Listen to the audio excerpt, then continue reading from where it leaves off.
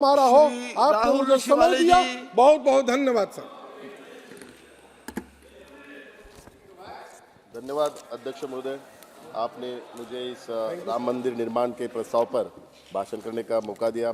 अध्यक्ष महोदय, जब भी सर्वदलीय नेताओं की बैठक थी इस सत्र के पहले, उस वक्त ही मैंने शिवसेना की तरफ से प्रस्ताव रखा था कि इस सत्र में राम मंदिर के निर्माण के ऊपर अभिनंदन प्रस्ताव रखा गया। तो मैं सरकार का धन्यवाद मानता हूँ कि वो हमारी जो शिवसेना की मांग थी वो आज इस 193 के चर्चा के माध्यम से पूरी हो रही है।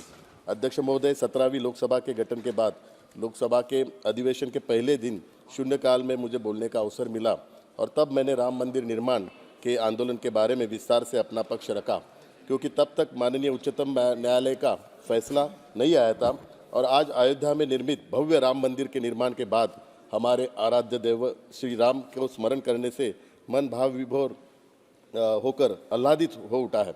बहुत लोग श्री राम के होने पर ही प्रश्न चिन्ह लगाते हैं। कुछ प्रश्न करते हैं कि राम नाम है में ऐसा क्या है जो यह नाम इतना महामंडित है। महोदय, मैं उन लोगों को बताना चाहूँगा कि राम नाम वो शक्ति है कि पत्थर भी पानी में तैरने लगते हैं, बशर्ते कि राम नाम भावना से नहीं पूरी श्रद्धा से लिया जाए, क्योंकि भावना निर्मल होती है तो श्रद्धा निश्चल होती है।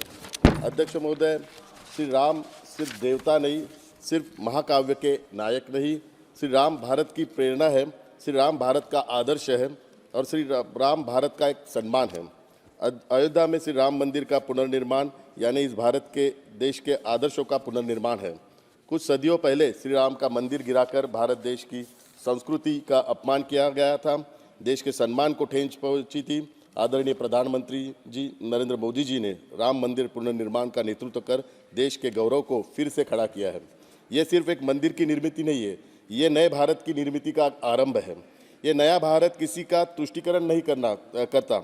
ये नया भारत आज तक दबे कुचले भारतीयों को सीना तान कर चलने की हिम्मत देता है। इस नए भारत में झूठे सेक्युलरिज्म को कोई जगह नहीं है। ये नया भारत धर्म के आधार पर लोकतंत्र को शक्तिशाली बनाना चाहता है। ये दुनिया का भारत दुनिया की भीख का मोहताज नहीं है। ये नया भारत दुनिया के कंधों से कंधा मिलाकर चलाता है, दुनिया का नेतृत्व करने की इच्छा रखता है। इस नए भारत की नींव श्री राम लल्ला के प्राण प्रतिष्ठा से रखी गई है। इतिहास में स्वर्ण अक्षरों से लिखा है। ये महान कार्य करने के लिए प्रधानमंत्री जी को भारत की जनता धन्यवाद तो दे रही है और प्रधानमंत्री जी इस लोकसभा के अभिनंदन के पात्र भी है।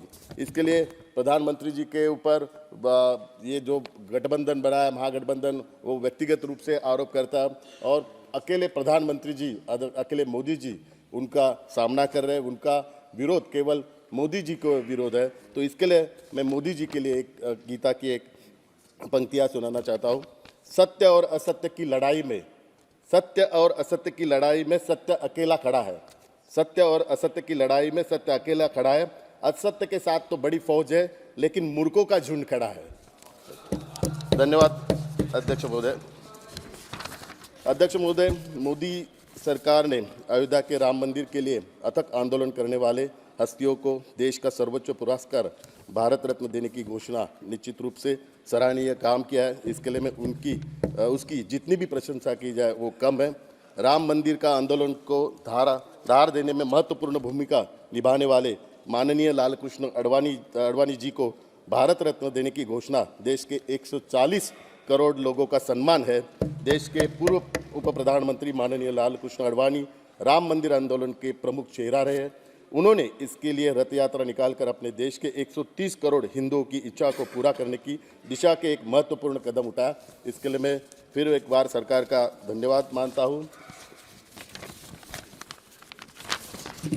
माननीय अडवाणी जी के साथ ही अयोध्या में प्रभु राम मंदिर के निर्माण में देश के पूर्व प्रधानमंत्री नरसिंह राव का भी महत्वपूर्ण योगदान है। 6 दिसंबर 1992 को अयोध्या में हजारों कार सेवकों ने अयोध्या में मौजूद बाबरी ढांचे को ध्वस्त कर दिया था। जब ढांचा तोड़ा जा रहा था तो उत्तर प्रदेश में कल्याण सीएम मुख्यमंत्री और पीवी नरसिंह राव केंद्र प्रधानमंत्री थे। उन पर जानबूझकर बाबरी ढांचा ढहाने का भी आरोप लगाया था।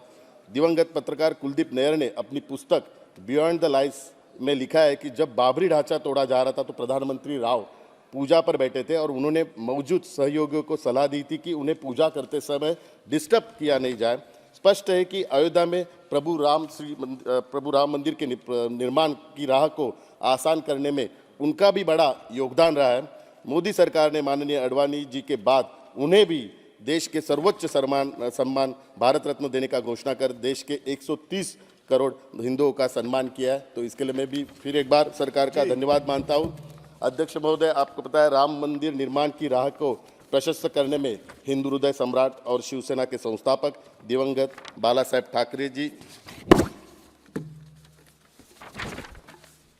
का भी बड़ा योगदान है और 6 दिसंबर 1992 में अयोध्या में बाबरी विध्वंस में उनकी भी संलिप्तता मानी गई है। हालांकि वे खुद बाबरी विध्वंस स्थल पर मौजूद नहीं थे, वे बाबरी ढांचा गिराने की रणनीति के अहम हिस्सा थे।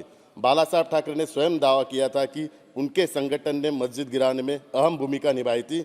हिंदुत्व और हिंदू धर्म के प्रखर प्रणेता बाला साहब ठाकरे को याद कर आज हर हिंदू का सीना गर्व से चौड़ा हो जाता है और मस्तक ऊंचा हो जाता है। मैं सरकार से मांग करता हूं कि देश की इस महान हस्ती हिंदू हृदय सम्राट शिवसेना प्रमुख बाला साहब ठाकरे जी को भी भारत रत्न देश देकर इस 130 करोड़ हिंदुओं का सम्मान करें। और इस प्रस्ताव के माध्यम से मैं सरकार को ये भी बताना चाहता हूँ कि जिनका जिनका इस राम मंदिर के निर्माण में योगदान है तो उनका भी सम्मान होना चाहिए और कार सेवकों का तो बहुत ही बड़ा योगदान है, बलिदान है। तो मैं सरकार से मांग करता हूँ कि जिन कार सेवकों का बलिदान हुआ है उनके परिवारों को एक पेंशन योजना अगर सरकार के माध्यम से चालू की गई तो उनके वो कार्य का एक बड़ा सम्मान हो जाएगा। और अंत में ये लास्ट सत्र है और लास्ट ही आज दिन है और इसके बाद लोकसभा चुनाव है और सभी लोकसभा चुनाव को जाएंगे। तो सबको मैं लोकसभा की चुनाव की शुभकामनाएं देता हूँ और जाते जाते यही बताना चाहता हूँ, जो राम को लाए हैं हम उनको लाएंगे, मोदी जी को तीसरी बार प्रधानमंत्री बनाएंगे। जय श्री राम। श्री उमेश जाधव जी।